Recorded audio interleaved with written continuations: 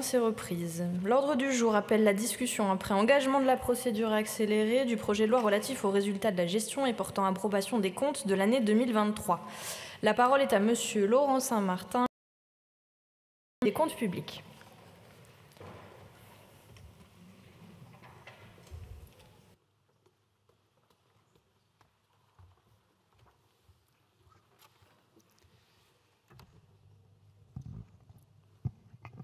Madame la Présidente, Monsieur le Président de la Commission des Finances, Monsieur le rapporteur général, Mesdames et Messieurs les députés, nous examinons aujourd'hui le projet de loi de règlement et d'approbation des comptes pour l'année 2023.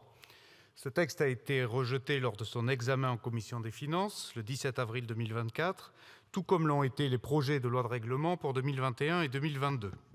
Si une majorité se dégage aujourd'hui pour rejeter ce texte, alors nous laisserons notre pays sans loi d'approbation des comptes de l'État pour la troisième année consécutive. Avec un espoir de succès que je qualifierais de mesuré, je forme néanmoins le vœu que nous rompions aujourd'hui avec cette série et que nous ne laissions pas le rejet des comptes entrer dans la tradition du Parlement.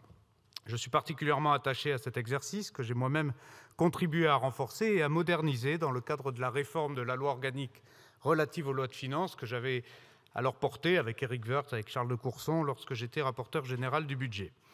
J'y suis particulièrement attaché parce que je suis sincèrement convaincu de la nécessité d'instaurer un véritable chaînage vertueux entre l'exécution des lois de finances, l'évaluation de leur mise en œuvre et l'autorisation budgétaire que le gouvernement sollicite chaque année dans le cadre de l'examen du projet de loi de finances. C'est en faisant la transparence sur l'exécution que l'on améliore la gestion des deniers publics. Entre le printemps de l'évaluation, désormais consacré dans la LOLF, et l'automne de l'autorisation, il y a en effet ce trait d'union qui est la loi de règlement et d'approbation des comptes. C'est en évaluant rigoureusement la pertinence et l'efficacité de la dépense que le Parlement joue pleinement son rôle de contrôle de l'action du gouvernement.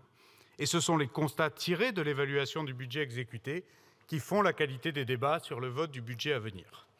J'ajoute que le texte dont il est question aujourd'hui est de nature essentiellement technique. En se prononçant contre ce texte, votre Assemblée censurerait donc moins la gestion passée du gouvernement à proprement parler qu'elle ne dédaignerait finalement ses propres prérogatives budgétaires. Et je rappelle, dès ma première audition devant la Commission des finances, que j'ai souhaité, avec transparence tout à fait normale, renforcer, poursuivre les prérogatives budgétaires du Parlement. Et donc ça commence évidemment par ne pas rejeter les lois de règlement. En raison des contraintes que vous connaissez, le calendrier d'examen de ce projet de loi a dû être adapté cette année. Pour autant, la discussion que nous aurons aujourd'hui, je l'espère, doit garder toute sa pertinence. Je souhaite qu'elle contribue à éclairer les choix que le gouvernement propose à votre Assemblée, également dans le cadre du prochain projet de loi de finances pour 2025, que j'ai présenté vendredi dernier en Commission des finances.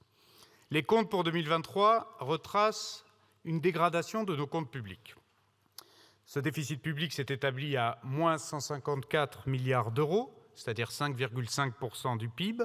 C'est une dégradation à la fois par rapport au résultat 2022, où on avait un déficit qui s'établissait à 4,8%, mais aussi par rapport aux prévisions du dernier collectif pour 2023, qui prévoyait alors un déficit de 4,9% pour l'année.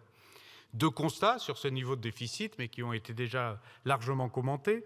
Le premier, c'est que l'essentiel de cette dégradation est lié au niveau de recettes, moindre qu'attendu, dans un contexte dans lequel les événements exceptionnels des dernières années, et en particulier les crises et l'inflation, ont rendu très erratique et beaucoup moins prévisible que l'évolution des prélèvements obligatoires. Au total, la moins-value en recettes est de 21 milliards d'euros par rapport à ce qui était anticipé lors du débat parlementaire de l'automne 2023. C'est donc un sujet majeur et nous nous sommes notamment engagés avec Antoine Armand à renforcer les capacités de prévision et de suivi des dépenses, mais également des recettes publiques au sein des ministères économiques et financiers. Le deuxième constat, c'est que la dégradation aurait été encore plus grave si le précédent gouvernement n'avait pas agi pour maîtriser la dépense. Et je tiens, à cet égard, à saluer l'action de mon prédécesseur, Thomas Cazenave, aux côtés de Bruno Le Maire, grâce aux mesures de freinage déployées dès le printemps 2023, notamment avec la mise en réserve et l'annulation de crédits par décret de gestion, les dépenses de l'État et des opérateurs ont été inférieures de 7 milliards d'euros à ce que prévoyait la loi de finances initiale. Et la trajectoire de l'ONDAM a elle aussi été respectée.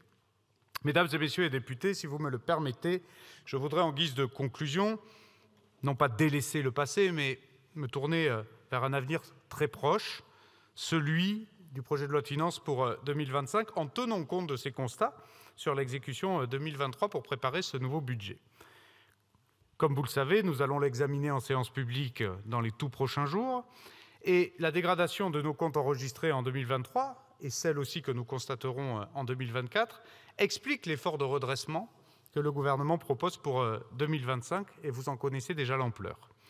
Afin de tenir nos engagements de ramener le déficit public à 3% à l'horizon 2029, pour maîtriser notre dette publique, il nous faut, dès 2025, contenir ce déficit à 5% du produit intérieur brut. Cela représentera un effort de 60 milliards d'euros, et cet effort portera aux 2/3 sur une baisse de la dépense publique, c'est-à-dire 40 milliards d'euros d'économie. Le tiers restant, une vingtaine de milliards d'euros, portera sur des contributions fiscales, la plupart exceptionnelles, temporaires et ciblées. Nous avons fait des choix politiques justes et nécessaires ces dernières années, en maintenant les boucliers tarifaires déployés pour protéger nos concitoyens, notre économie, en luttant contre l'inflation et contre la hausse des prix de l'énergie, mais aussi en relançant notre activité, notre économie, la réindustrialisation et l'attractivité de notre pays.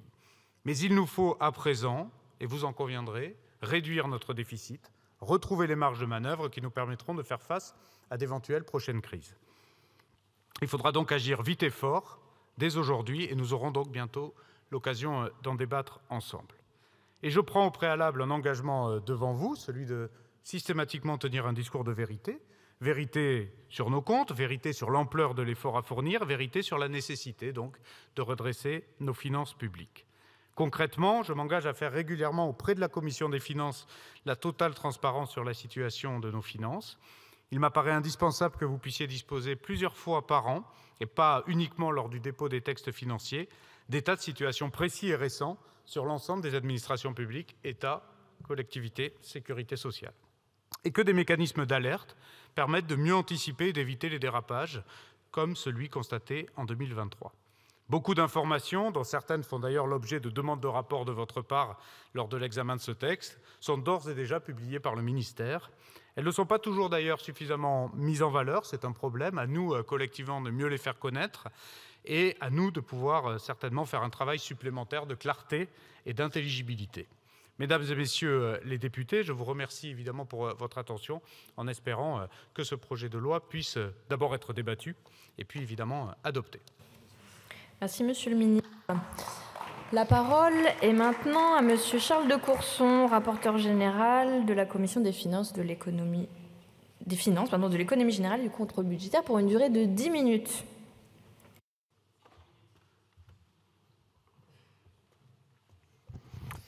Madame la Présidente, Monsieur le Ministre, Monsieur le Président de la Commission des finances, mes chers collègues, avant d'appeler l'ensemble des groupes parlementaires à rejeter ce projet de loi d'approbation du dérapage des comptes de l'État pour l'année 2023, je voudrais formuler 4 remarques.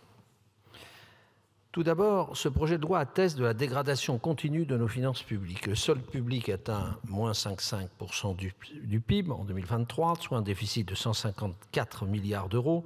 Ce chiffre est alarmant à plus d'un titre. D'abord, le déficit public continue de se détériorer. Le déficit de l'ensemble des administrations publiques atteignait en effet 125 milliards en 2022. Il y a donc un écart de 0 point de PIB entre le solde 2022 et celui de 2023.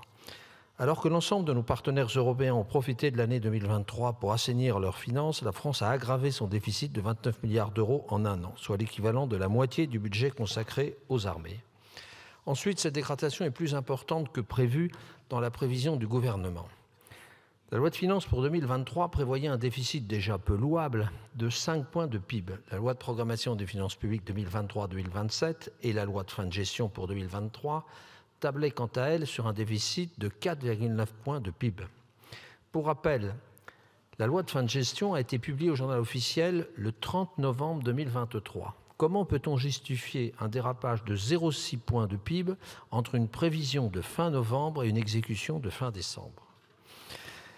Monsieur le ministre, et vous, mes chers collègues du précédent gouvernement, pourquoi ne pas reconnaître qu'au-delà d'une erreur de prévision, il y a eu une mauvaise information du Parlement? C'est cette exécution anormalement décalée à la prévision que la représentation nationale devrait aujourd'hui adaptées. Deuxième remarque, je voudrais revenir sur les causes structurelles de ce dérapage. Les mauvais résultats s'expliquent d'abord par une baisse significative des recettes. Ces recettes s'avèrent en nette baisse par rapport aux prévisions de la loi de fin de gestion, pourtant établie presque en fin d'année 2023. C'est le cas en particulier sur les recettes de l'impôt sur les sociétés, moins 4,4 milliards. Vous me direz qu'en 2024, ça sera 14 milliards d'écart. Mais c'est déjà considérable. De l'impôt sur les revenus, moins 1,4 milliard, et de la TVA, moins également 1,4 milliard. Au total, les recettes fiscales nettes de l'État diminuent de 7,4 milliards d'euros par rapport à 2022 pour atteindre 322,5 milliards d'euros. Je rappelle par ailleurs que la contribution sur la rente inframarginale de la production d'électricité, la fameuse CRIM, qui devait rapporter initialement plus de 12 milliards d'euros, selon les estimations de la loi de finances initiale 2023, n'a finalement rapporté que 670 millions. Ensuite, cette exécution médiocre résulte d'une dépense excessive. De prime abord, on peut se féliciter que les dépenses de l'État n'aient progressé que de 1,5 milliard d'euros en 2023 par rapport à 2022. Mais regardez de plus près, cette stagnation dissimule une forte baisse des dépenses exceptionnelles de crise et une forte augmentation des autres dépenses pour 29,4 milliards d'euros. Ce que cela signifie, c'est que cette dégradation des comptes publics est le résultat d'un déficit plus structurel qu'auparavant. La composante conjoncturelle du déficit ne représente en effet plus que 0,8 point de PIB sur 5,5% de déficit. Vous voyez donc grosso modo 15%. Et s'il s'agit une fois encore d'un déficit du budget de l'État, le déficit de ce dernier passe en effet de moins 151,4 milliards d'euros en exécution 2022 à 173 milliards d'euros en 2023, soit un déficit supplémentaire de 21,6 milliards d'euros. Troisième remarque, je tiens à souligner la responsabilité du gouvernement dans ce dérapage. D'abord, ce déficit n'est pas que la traduction d'une situation économique compliquée.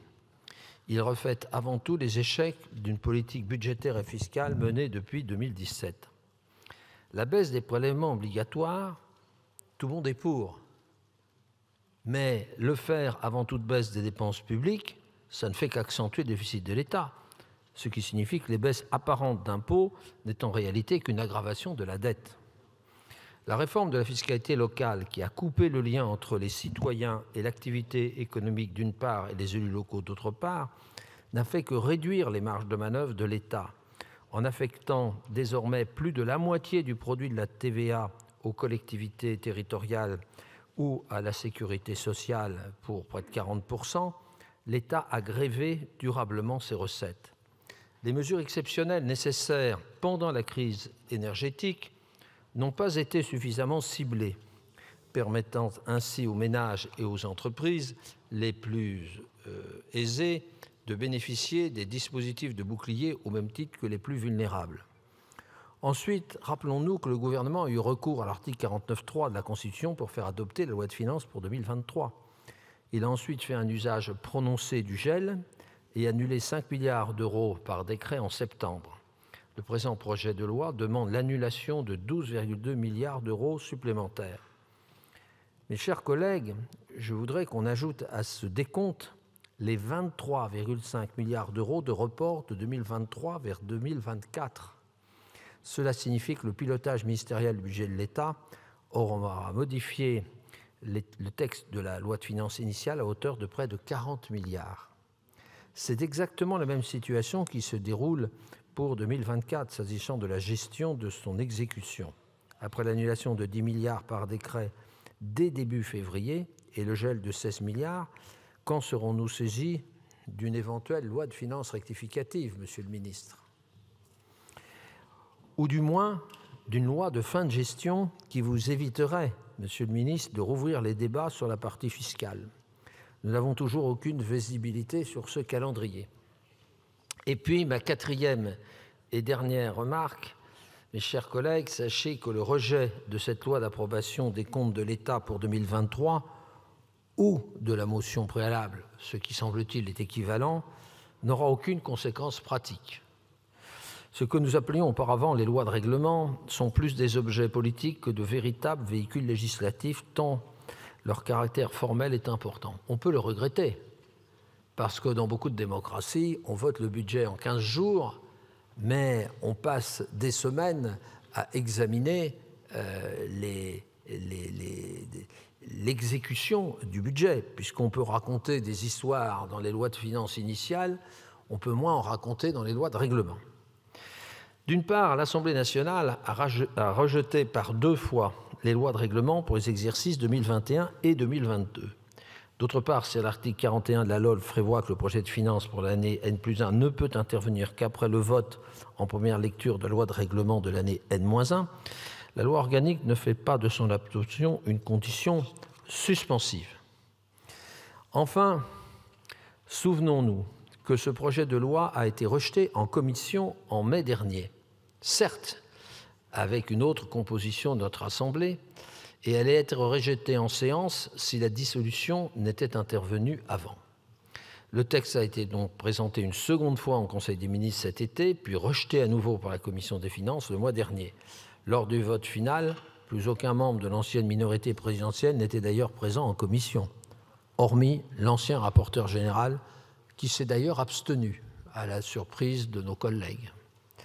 Pour toutes ces raisons, mes chers collègues, je vous appelle aujourd'hui à rejeter le projet de loi d'approbation des comptes de l'État pour l'année 2023.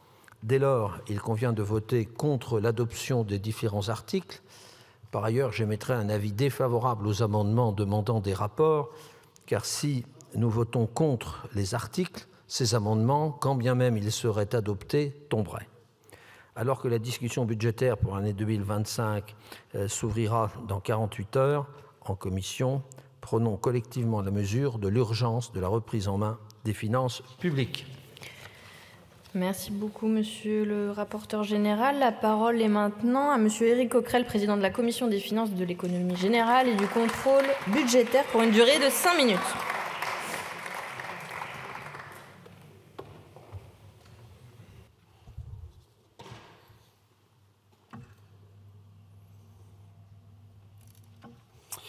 Madame la Présidente, d'ailleurs très heureux d'intervenir pour votre première présidence. Monsieur le ministre, monsieur le rapporteur, chers collègues, l'examen d'un projet de loi de règlement n'est pas une simple formalité.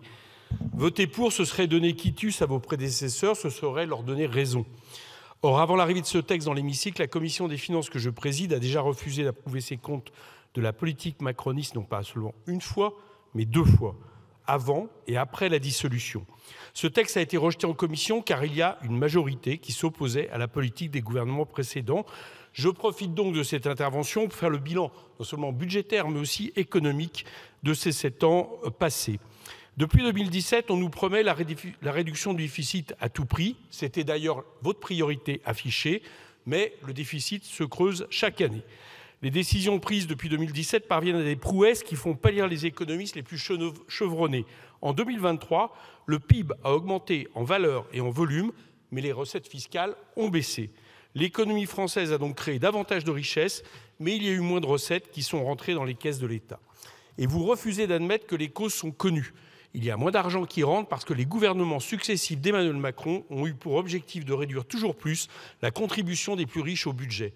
Entre 2017 et 2023, la part des recettes publiques dans le PIB diminue de 0,7 points, de 57,7 à 57, alors que celle des dépenses recule de 2,7 points, de 54,3 à 51,6% du PIB. Les recettes ont donc reculé 4 fois plus vite que les dépenses. Le déficit n'est donc pas creusé par une hausse des dépenses, mais par la baisse irrationnelle des recettes. Il y a d'abord les niches fiscales qui coûtent une fortune alors qu'elles ne sont réservées qu'à des privilégiés. Je ne citerai que le crédit d'impôt recherche qui ne bénéficie qu'aux grandes entreprises comme Sanofi, 7 milliards d'euros en tout. Les riches qui défiscalisent leur personnel de maison, 6 milliards d'euros. 41 milliards d'euros de superprofit pour CMA-CGM alors qu'elles ne payent presque rien grâce à la niche sur le fret maritime. Outre les niches fiscales, n'oublions pas les baisses d'impôts décidées depuis 2017 au profit exclusif des plus riches.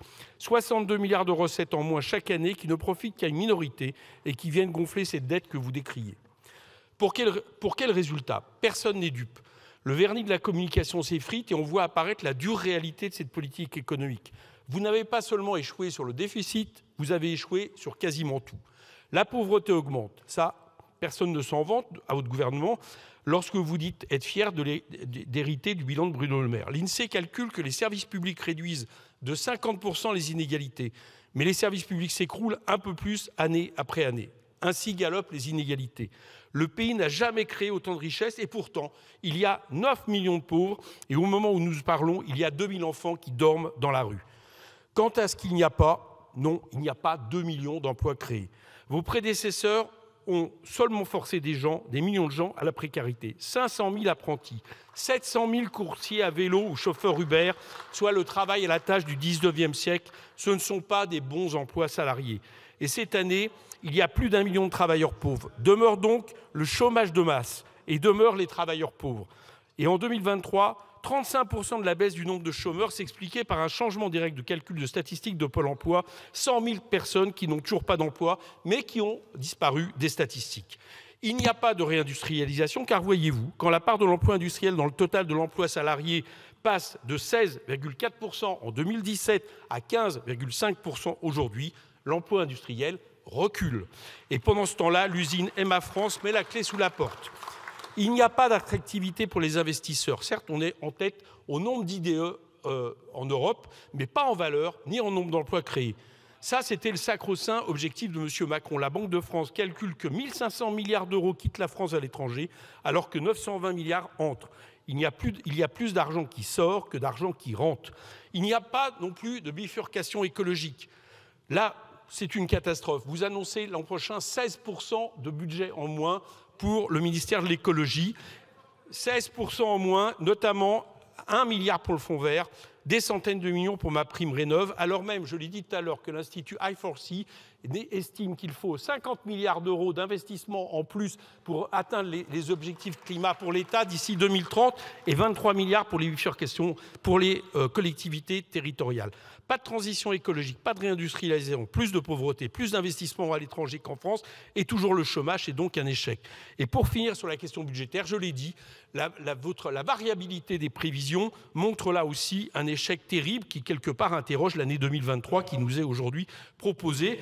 Vous proposiez 4,8%, on a eu 4,8% en 2022, 5,5% en 2023. À chaque fois, vos prévisions ont été fausses. Vous n'étiez peut-être pas alors en fonction, mais si vous poursuivez la même politique, nous arriverons aux mêmes conclusions sur vos prévisions et vos résultats. C'est pour ça que j'appelle à voter contre cette loi de règlement. Merci.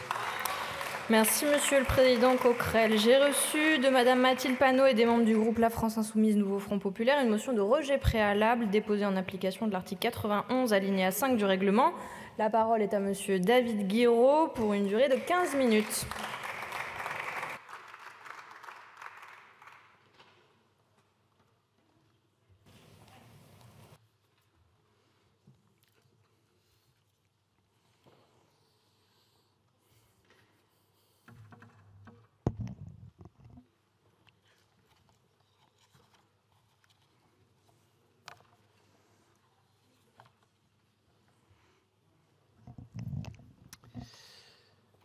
Bien, Madame la Présidente, je partage le plaisir du Président de la Commission des Finances de vous voir assis à ce siège. Mesdames et Messieurs les ministres, chers collègues, pour reprendre une citation connue, je commencerai mon propos par ce constat. Si la population comprenait parfaitement notre système budgétaire, je crois qu'il y aurait une révolution demain matin. Permettez-moi donc de participer à ma modeste échelle à cette saine pédagogie. Non seulement nous n'approuvons pas ces comptes de l'État, gardez votre souffle, chers collègues, il y en a pour 15 minutes. Non seulement nous n'approuvons pas ces comptes de l'État, mais nous avons besoin d'un débat sur la transformation profonde de notre système de financement public, une transformation absolument scandaleuse au sens premier du terme, d'abord parce que profondément inégalitaire, ensuite parce qu'on se rend tous compte actuellement que cela met en péril nos comptes publics, et enfin parce qu'elle est profondément antidémocratique. Sous la présidence Macron, notre pays n'a jamais levé autant d'argent issu des impôts de son histoire. Nous n'avons jamais été aussi riches. Il suffit d'observer l'évolution des recettes fiscales nettes de l'État. Avant qu'Emmanuel Macron ne prenne le pouvoir, les recettes fiscales nettes de l'État s'élèvent à 285 milliards d'euros. Elles passent à 295 milliards en 2017, même montant pour 2018. Elles retombent en 2019 à 281 milliards d'euros et à partir de 2021, elles vont remonter sans jamais s'arrêter. 295 milliards à nouveau en 2021, et aux alentours de 323 milliards d'euros en 2022, en 2023 et en 2024, et elles sont estimées à 357 milliards d'euros en 2025. 357 milliards d'euros. L'État est assis sur une montagne d'or, celle des Français. Et comme tout dragon, il a caché une partie du trésor dans la montagne parce qu'en plus de ces 357 milliards d'euros, il faut rajouter les recettes d'un impôt dont on ne parle décidément pas assez. C'est pourtant le premier impôt du pays, c'est la TVA. Dans le présent projet de loi de finances, on parle par exemple de 106 milliards d'euros de recettes de TVA cette année pour l'État. Mais c'est curieux, parce que la France n'a pas collecté seulement 106 milliards d'euros de la TVA. Notre pays a prélevé le double de cette somme sur les Français. Car les recettes de la TVA, l'impôt le plus injuste, ont explosé sous le mandat Macron. On est passé de 163 milliards d'euros de TVA nette collectés en 2017 à 186 milliards d'euros en 2021 et à 217 milliards d'euros en 2024. En 7 ans de mandat Macron, les recettes de TVA ont bondi de plus de 50 milliards d'euros. 50 milliards d'euros supplémentaires, c'est-à-dire juste le budget de notre défense nationale. Rien que ça.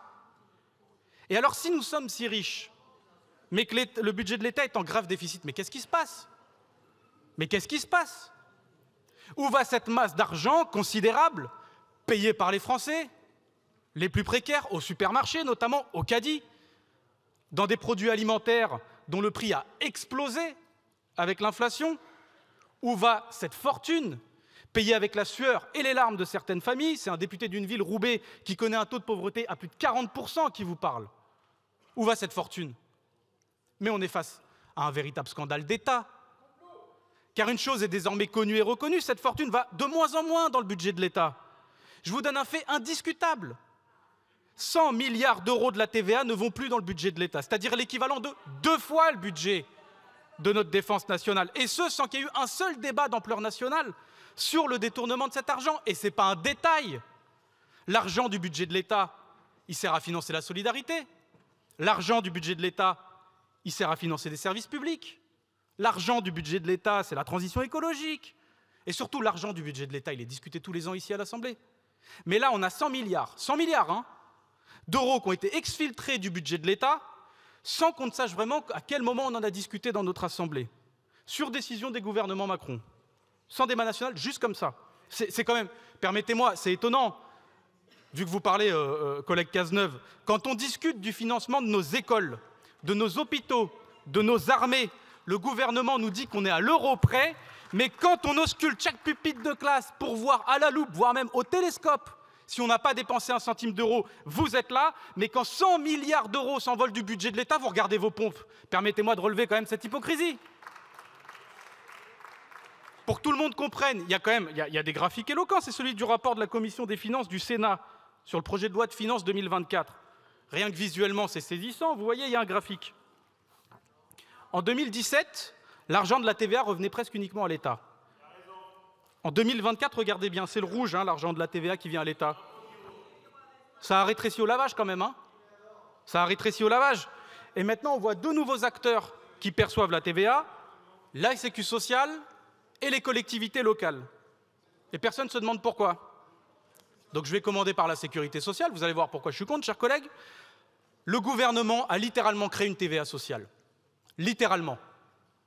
Une TVA sociale, c'est-à-dire la mesure qui était défendue par Nicolas Sarkozy, qui a fait chuter parfois, en partie des gouvernements, reprise récemment par le responsable des Républicains, Éric Ciotti, enfin ça c'était avant la bataille du QG des Républicains, cette bataille épique qui opposa Valérie Pécresse contre Éric Ciotti, suspendu à son balcon. Cette TVA sociale, idée aussi simple que dangereuse, c'est-à-dire on diminue les cotisations patronales en les faisant financer par la TVA.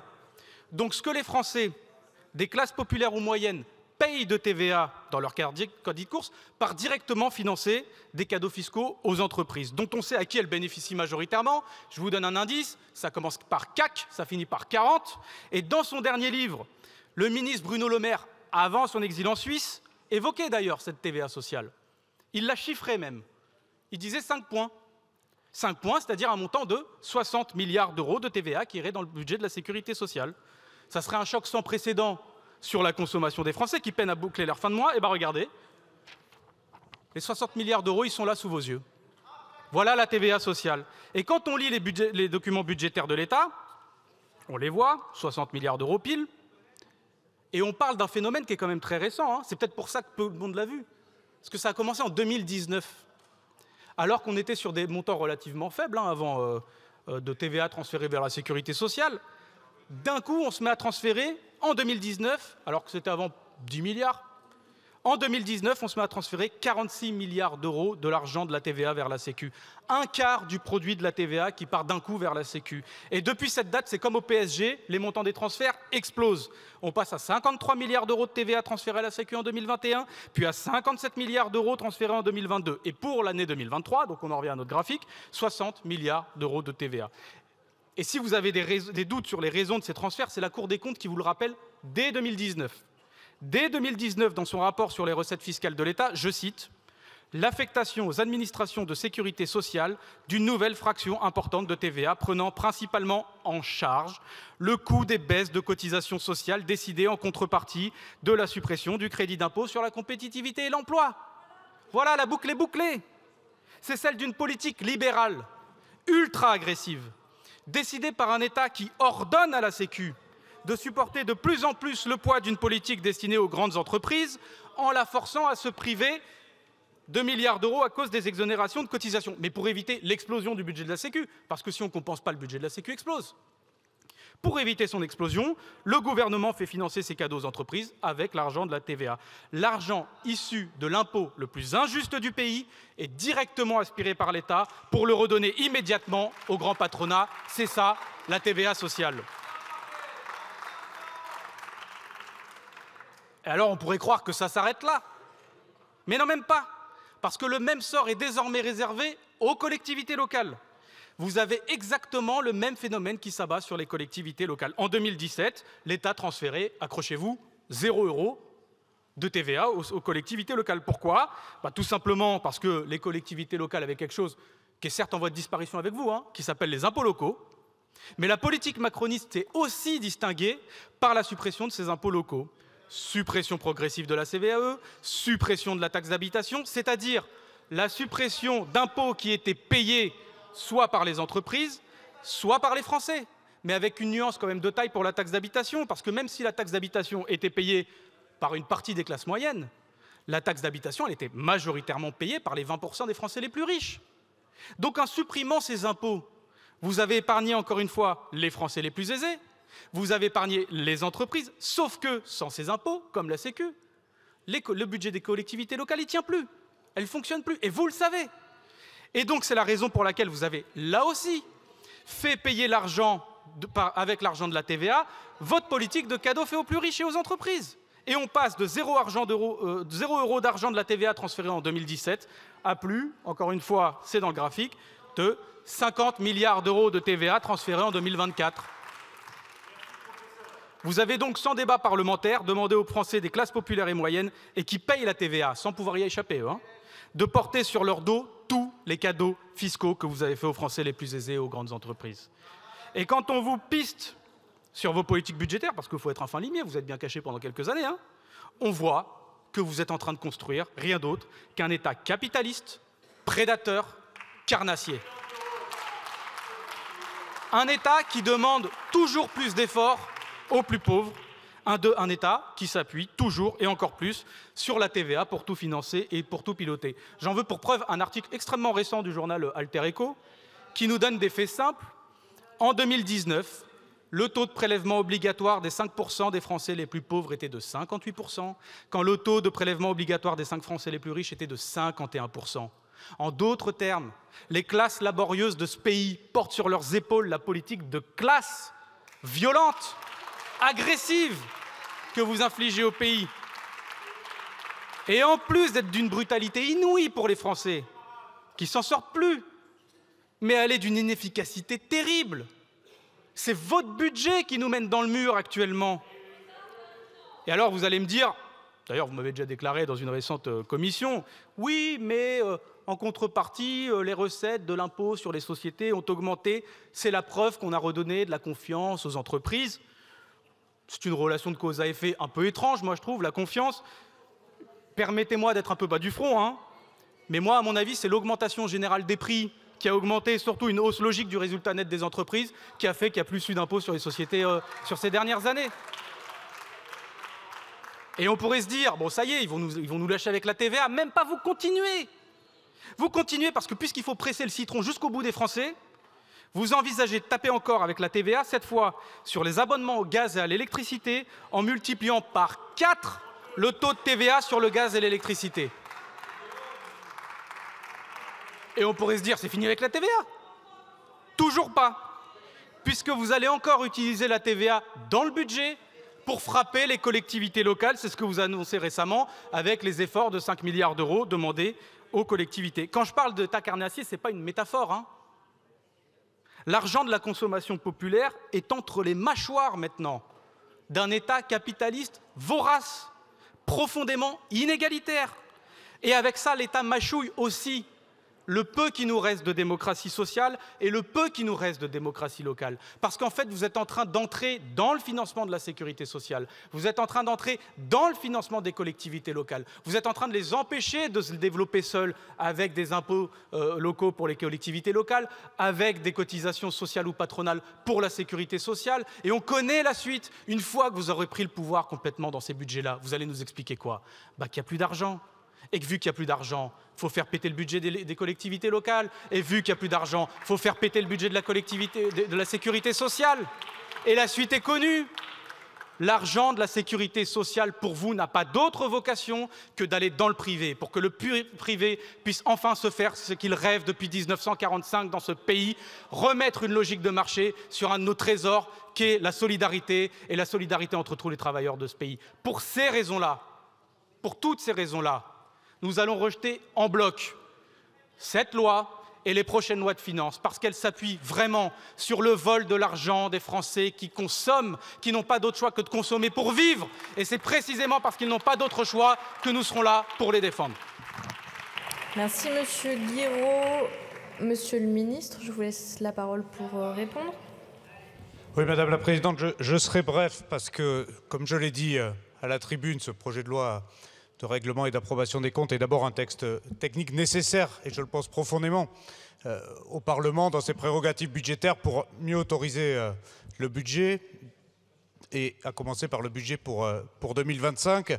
Et je pense très sincèrement, et vous avez, Monsieur le rapporteur général, Monsieur le Président et Monsieur le député Guiraud, finalement fait des propos politiques et en avance de phase sur le projet de loi de finances 2025. C'est votre droit le plus total. Je répondrai juste à 2-3 éléments, mais vraiment, je crois que nous devrions ensemble réfléchir à cette nécessité du chaînage vertueux entre l'autorisation parlementaire et la loi de règlement, parce que, comme le rapporteur général l'a très bien dit, on passe trop de temps à autoriser au Parlement, on passe pas assez de temps à évaluer au printemps, et je pense que envoyer un signal de rejet en bloc d'une loi de règlement est un contresens technique, mais ça, à la rigueur, ça n'empêchera pas l'examen de la loi pour 2025, mais surtout, ça empêche d'avoir une documentation fiable sur l'approbation des comptes permettant de mieux autoriser. Mais ça, je l'ai déjà dit tout à l'heure, donc je n'y reviendrai pas. C'est votre choix, évidemment, le plus souverain en l'espèce. Peut-être juste sur la TVA, Monsieur Guiraud.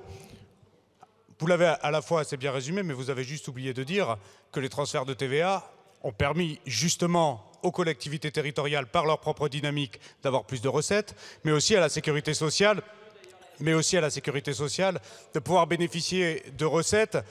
Et pour les collectivités territoriales, pardon, mais je pense que l'ensemble de nos concitoyens qui ont bénéficié de la suppression de taxes d'habitation aujourd'hui ne souhaitent pas revoir cet impôt. Et je crois que les entreprises qui ont pu bénéficier de la baisse de CVAE ne souhaitent pas non plus revoir ces impôts de production aujourd'hui, qui est, je le rappelle, peut-être l'impôt de production le plus baisse, c'est-à-dire celui qui vous taxe alors que vous n'avez même pas encore fait 1 euro de valeur ajoutée. Ça, c'est le passé. Les transferts de TVA et leur dynamique ont permis à la fois aux collectivités territoriales et à la sécurité sociale de préserver les recettes. Mais tout cela, on peut en débattre autant que vous voulez pendant le PLF 25 et on l'aura à loisir, ce débat. Tout cela, à la fin, c'est l'ensemble des administrations publiques et c'est le même déficit public. Et ceux qui refinancent la dette de la France ne se demandent pas quelle est la part du déficit de la Sécu, quelle est la part du dérapage des comptes publics des collectivités, quelle est la part de l'endettement de l'État. Ils ne regardent que l'ensemble des administrations publiques. Donc on peut avoir le débat sur les transferts de TVA et on peut avoir le débat sur la nécessité de remettre des impôts locaux si vous le souhaitez. Je suis sûr qu'il y aura beaucoup d'amendements pour reproposer des impôts aux entreprises, mais aussi à nos concitoyens. Mais je crois qu'à la fin, ça ne change strictement rien à notre problématique commune qui est celle de redresser nos comptes, puisque c'est le même solde public à la fin, c'est celui de notre pays et c'est celui justement que je vous proposais de sanctionner à travers le vote de cette loi de règlement qui, encore une fois, n'apporte aucun sens technique à voter contre. Merci, Monsieur le Ministre. Est-ce que Monsieur le Président Coquerel, vous souhaitez intervenir? Non. Alors, chers collègues, je vous informe que sur le vote de la motion de rejet préalable, je suis saisie par le groupe La France Insoumise Nouveau Front Populaire d'une demande de scrutin public. Le scrutin est annoncé dans l'ensemble de l'Assemblée nationale. Nous avons maintenant des explications de vote. Pour le groupe EPR, Monsieur Cazeneuve, vous avez la parole pour 2 minutes. Merci Madame la Présidente. En vous écoutant, chers collègues, je ne sais pas s'il faut rire ou pleurer. Premier texte, première motion de rejet. C'est plus fort que vous. Sous le dernier mandat, vous avez fait une motion de censure toutes les 3 semaines. Les motions de rejet, on ne les compte même plus. Chers collègues, la réalité, s'il vous plaît, on n'entend pas la réalité, Cazeneuve, mes chers allez-y. collègues, c'est que vous ne rejetez pas ce texte. Vous rejetez nos institutions, vous rejetez notre République. Sur le fond, je vois bien que certains ici veulent refaire le match après coup. Ils avaient évidemment prévu l'enlisement de la crise en Ukraine. Excusez-moi, Monsieur Cazeneuve, chers collègues, on a une dizaine d'explications de vote. On va faire les choses tranquillement. Donc on s'écoute. Il y a des orateurs pour quasiment tous les groupes. Monsieur Cazeneuve, vous avez la parole. On vous écoute. Merci, Madame la Présidente. Sur le fond, je disais que ici, certains avaient évidemment prévu l'enlisement de la crise en Ukraine, évidemment prévu le ralentissement de la croissance économique en Chine, évidemment également anticipé l'attaque terroriste du 7 octobre. Et donc c'est facile pour eux de dire qu'il n'y a pas de dérapage sur cette fin d'année justifié. La réalité, c'est que dès que le gouvernement a eu vent de cette baisse des recettes, il a pris un certain nombre de mesures. Ici, on ne parle que d'une loi de règlement. Ce texte est une photographie, un constat, un document administratif. Voter contre, c'est tout simplement casser le thermomètre, ni plus ni moins. C'est nous priver et priver l'administration de visibilité et d'un outil de pilotage. Je vous remercie. Merci, Monsieur Cazeneuve. Pour le groupe de la France Insoumise, la parole est à Monsieur Jérôme Legavre pour 2 minutes. Merci Madame la Présidente, que je salue et suis ravi de voir au perchoir. Mes chers collègues, je vous invite à voter bien évidemment cette motion de rejet. Je ne sais pas si c'est plus fort que nous, mais votre politique, bien évidemment, nous y invite. Ce projet de loi a été rejeté par tous les groupes en commission des finances. Tous, puisque même les macronistes ont voté contre, tant ils ont honte de leur propre bilan. Et il faut dire que ce bilan est lourd, il est même très lourd. Un trou énorme a été creusé depuis des années dans le budget de l'État, à coups de cadeaux fiscaux divers et variés. Et dans ce domaine, vous êtes très inventifs. 200 milliards d'aides aux entreprises chaque année, auxquels s'ajoutent tous les dispositifs de diminution des recettes fiscales. Diminution qui se monte à 62 milliards rien que pour 2023. Tout ça au bénéfice des plus fortunés. Alors, un exemple. La niche fiscale sur le fret maritime, 5,6 milliards, excusez du peu, qui bénéficie par exemple, et en particulier à CMA-CGM, dont les profits ont explosé ces dernières années. Son dirigeant, Rodolphe Saadé, qui est par ailleurs milliardaire et bien en cours, ne paie quasiment pas d'impôts. Tout va bien. Tout va bien pour Sanofi aussi, et on sait les conclusions qu'ils en ont tirées. Mais vous ne cessez dans le même temps de vanter vos résultats en matière économique et de création d'emplois. Alors voyons les faits. En réalité, vous avez fait exploser la précarité. 11,5 millions de personnes sont pauvres, 17% de la population. La France est le pays d'Europe où la pauvreté a le plus augmenté ces dernières années. Un exemple à mettre en regard de la situation des plus fortunés que votre politique enrichit. Il s'agit d'une dame de ma circonscription, à Clichy-sous-Bois, qui accessoirement est la ville la plus pauvre de Seine-Saint-Denis. Elle travaille et elle élève seule ses 4 enfants. Elle n'a pas de logement, parce que dans ce département, il y a 200 000 demandes de logement qui ne sont pas satisfaites. Elles se retrouvent sans domicile et les appels au 115 sont sans réponse, faute de place en nombre suffisant. Des exemples comme celui-là, il y en a des milliers, mais en septembre 2023, par décret, vous avez annulé 5 milliards de crédits. Cette politique conduit au désastre. Monsieur le député. Merci beaucoup. Pour le groupe socialiste, monsieur Mickaël Boulou pour 2 minutes. Présidente. Je ne vais pas commencer. Madame la Présidente, Monsieur le Ministre, mes chers collègues, ce projet de loi de règlement est l'occasion de vérifier l'exécution de l'exercice budgétaire de l'année 2023. Je vais peut-être vous surprendre, mais quelque part, nous estimons que l'exécution s'est passée comme prévu. Pas bien, hein, mais comme prévu.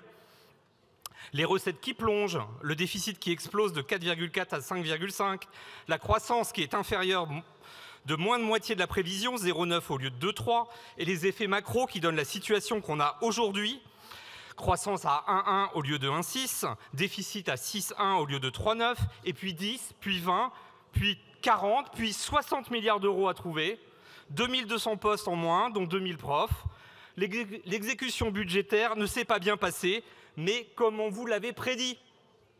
Depuis 7 ans, la Macronie plonge le pays dans une crise économique et financière. Alors, allons-nous valider cette politique économique? Évidemment pas. Soyez fiers d'être des amateurs, avait lancé le chef de l'État en début de son premier quinquennat, drapé dans ses certitudes jupitériennes. Mais ce n'est pas de l'amateurisme. Chaque année, 62 milliards d'euros sont manquants dans les recettes de l'État par les cadeaux faits aux ultra-riches. Sabotage volontaire? La transformation de la commission des finances en commission d'enquête va y répondre dans les prochaines semaines. Évidemment, nous voterons pour le rejet de ce texte. Merci. Merci, monsieur Boulou. C'est maintenant à madame Véronique Louwagie pour le groupe droite républicaine. Présidente, monsieur le ministre, mes chers collègues, ce projet de loi relatif aux résultats de la gestion et portant approbation des comptes de l'année 2023 est identique à celui que nous avons examiné en commission des finances en mai dernier et dont l'examen avait été interrompu par la dissolution. Son vote, cela a été rappelé d'ailleurs, et non son adoption est un préalable indispensable à l'examen du PLF que nous allons commencer dans quelques jours maintenant, et cette nouvelle législature impose qu'il soit déposé et examiné au Parlement. Comme lors de son premier examen, le groupe droite républicaine votera contre ce texte, par cohérence d'ailleurs, et en conformité avec nos convictions, compte tenu du dérapage des finances publiques et d'une trajectoire que nous ne pouvons approuver. Pour autant, monsieur David Guiraud, vous nous avez fait dans votre intervention, non pas, et vous n'avez pas été le défenseur d'une motion de rejet préalable, mais vous avez motivé finalement votre position justifiant un vote contre ce texte. C'était un propos qui faisait état finalement de votre position à ce texte et non pas à ce qu'il contenait, c'est-à-dire l'exécution budgétaire de l'année passée.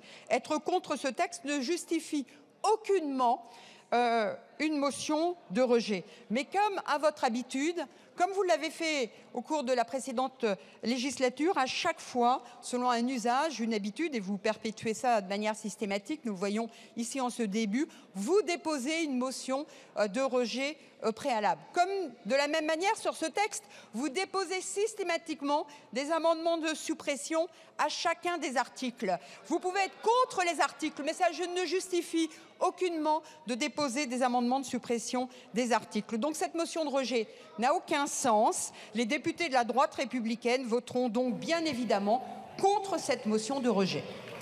Merci madame Louwagie. Pour le groupe écologiste et social, la parole est à madame Danielle Simonet. Merci madame la présidente, messieurs les ministres, monsieur le président, monsieur le rapporteur. Je voudrais d'abord rebondir sur les propos de l'ancien rapporteur général qui estimait qu'il était totalement contraire à la République que de présenter une motion de rejet sur une question de budget. Excusez-moi, mais l'histoire de notre Révolution française, l'histoire de notre République a justement été faite sur la question de l'impôt. Qui paye, qui collecte et pourquoi faire? Donc il est éminemment républicain que de critiquer cette question-là. Et oui, il faut soutenir cette motion de rejet sur les comptes de l'année 2023, parce qu'il démontre tout l'échec de votre politique. Mais franchement, comment vous faire confiance?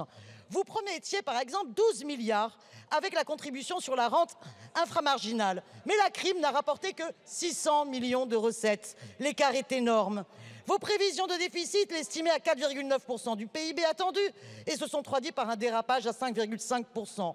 Vos explications, erreurs statistiques, modèle obsolète, non. C'est votre politique qui est obsolète. Car c'est bien le bilan de votre politique de cadeaux aux plus riches, aux plus grandes entreprises et notamment les plus polluantes, qui est responsable de la situation financière catastrophique.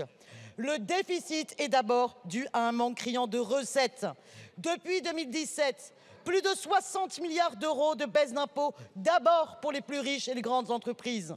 Les riches vivent au-dessus de nos moyens. Une commission d'enquête s'impose sur le dérapage budgétaire à la lecture des comptes 2023 qui en atteste.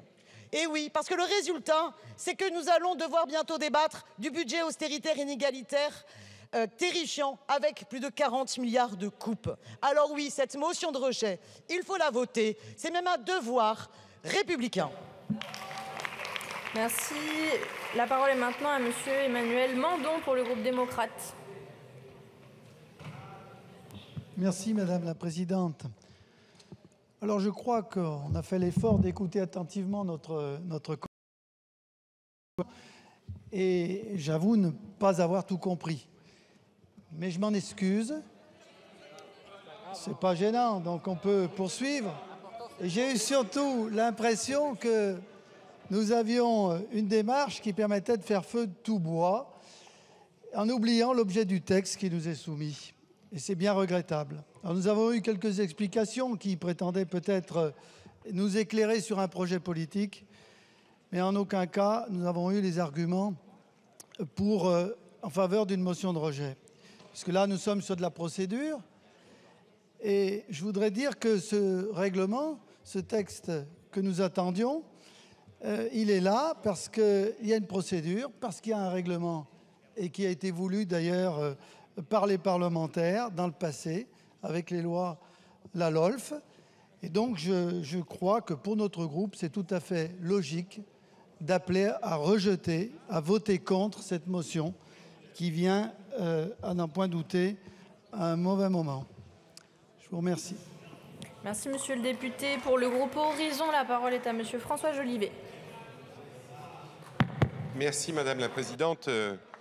Mes chers collègues, m'adressant à Monsieur Guéraud, je voudrais lui dire que, comme mon collègue Mandon, je n'ai pas tout compris, mais en fait, c'est normal, mais on sait que dans l'Indre, nous sommes d'un niveau inférieur, sans doute, mon cher Léaumont. Mon cher Léaumont, je voudrais simplement vous dire que nous sommes là simplement dans une histoire de procédure, puisque la LOLF impose au gouvernement de présenter cette loi avant que le projet de loi de finances 2025 soit présenté à vos suffrages. Et quelque part, je serais tenté de vous dire que le passé n'a pas d'avenir et que la marche arrière n'est pas la meilleure manœuvre pour avancer. Et je crois que les Français ont souhaité que nous avancions tous ensemble. Si j'en crois la composition de cette Assemblée, c'est la raison pour laquelle le groupe Horizon Indépendant rejettera cette motion de rejet. Merci, monsieur le député. Pour le groupe Lyot, la parole est à monsieur Jean-Pierre Bataille. Madame la Présidente, Monsieur le Ministre, Monsieur le Président de la Commission Finances, Monsieur le Rapporteur Général, chers collègues, je vous avoue être un peu surpris pour ma première intervention dans cette Assemblée. Je m'attendais à parler de l'approbation des comptes 2023. J'avais, comme vous, préparé pas mal d'arguments pour dire ce que j'en pensais, en disant d'emblée que le ministre des Comptes publics, aujourd'hui présent parmi nous, n'est pas comptable de ce bilan 2023. Néanmoins, comme le rapporteur général, j'étais évidemment avec les collègues du groupe Lyot tout à fait prêt à m'opposer au vote de ce projet d'approbation des comptes 2023. Quand je vous entends, mesdames et messieurs, mes collègues situés sur ma droite aujourd'hui, je trouve évidemment vos propos emportés, peut-être un peu récupérateurs, et sans porter un blanc-seing à ce que vous dites. Je me suis interrogé jusqu'à ces dernières minutes pour savoir comment le groupe Lyot allait se positionner. Nous voulons, mes chers collègues, commencer un nouveau paradigme budgétaire. Nous voulons une transparence complète une transparence entre le gouvernement et les parlementaires. Nous voulons une transparence budgétaire entre le gouvernement et les Français, puisque c'est ce que nous attendons toutes et tous, aussi en accord avec la sensibilité, les sensibilités qui font la force du groupe Lyot. Nous nous abstiendrons sur cette motion de rejet. Merci, monsieur le député. Et pour terminer, la parole est à monsieur Emmanuel Morel pour le groupe GDR. Merci, madame la présidente. Alors, monsieur le ministre nous dit qu'il faut délaisser le passé. Il faut se tourner vers l'avenir. Mais ce projet de loi d'approbation des comptes 2023, c'est précisément nous demander à nous, parlementaires, de porter un regard sur ce que vous avez fait dans le passé. C'est-à-dire à la fois vos choix politiques, mais surtout votre gestion. Et franchement, pour les champions autoproclamés de la rigueur et du sérieux budgétaire, eh ben, il y a beaucoup de choses à dire et c'est pour ça que nous voulons le dire. C'est la première chose. La deuxième chose, vous nous dites, mais c'est une procédure technique. Mais excusez-nous de faire de la politique même quand c'est technique. Et nous, on a envie de donner notre point de vue sur ce que vous faites, comment vous avez démembré fiscalement les recettes de l'État. Et vous êtes comptable d'un bilan calamiteux, et il y a des moments pour le dire, et nous le disons aujourd'hui. Enfin, je m'adresse à l'orateur macroniste, l'ancien rapporteur. Nous faire le coup des sanglots dans la voix, du rejet des institutions et de la République sous prétexte qu'on a un avis à donner, franchement, c'est pas digne de ce débat. Et je vais vous dire quelque chose. Les Français, en 2024, à 2 reprises, ils ont rejeté leur politique.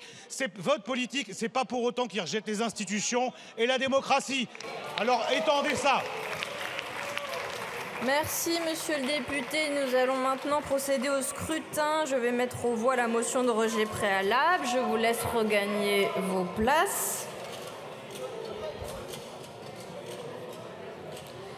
Le scrutin est ouvert. Le scrutin est clos.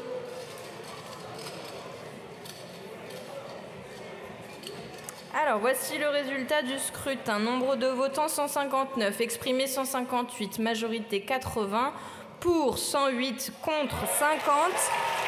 La motion de rejet préalable est adoptée. En conséquence, le projet de loi est rejeté.